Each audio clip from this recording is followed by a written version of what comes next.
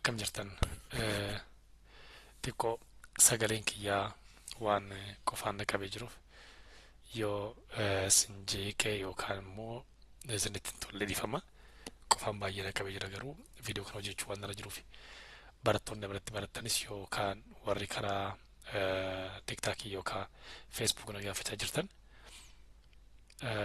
ishee kana ilaalaa sagalee jechuun amma sagalee gabaabaa irra utaaleetiin waa'ee sagalee dheeraa dubbachaa jira.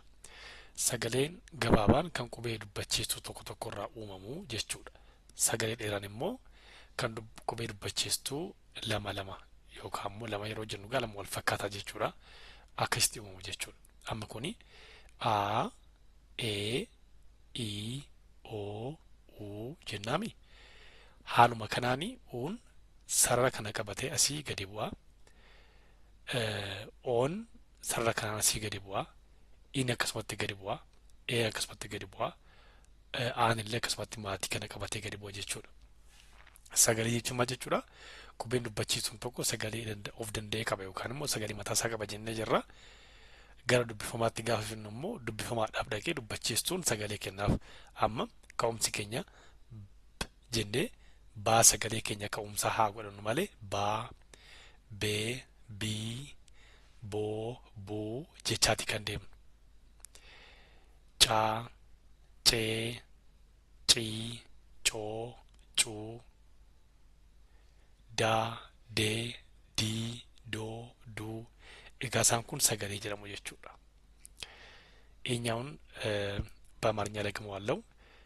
የማወራው ስለ ድምጽ ነው። አንድን ቋንቋ ስናወራ አሁን ራሱ ሳወራ የምጠቀመው በድምጽ ነው። ድምጽን ደግሞ በምልክት ስንወክል ስንተካው ወደ ጽሁፍ ስናመጣው ድምጽ ያለው ቁቤ ከአፋን ኦሮሞ ማለት ነው። አምስቱ የአፋን ኦሮሞ ቁቤዎች አናባቢዎች የተባሉ ብቻ ናቸው ምን ያላቸው ድምጽ ያላቸው። ሌሎች ደግሞ ድምጽ የላቸውም። አንድ ሲሆኑ አንድ አ ቢሆን አ ብለን እንጠራለን። ይሄ ግን እሱ ዘልዬ መጥቻለሁ። ደግሜ ቪዲዮውን ሰራዋለሁ።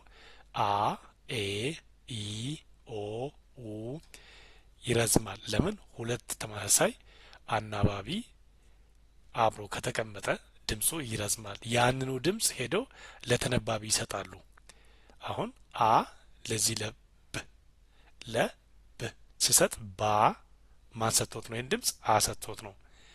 ቤ፣ ቢ፣ ቦ፣ ቡ ማን ነው ድምጻችን የሚቀያይረው? መሪያችን ዱበቺስ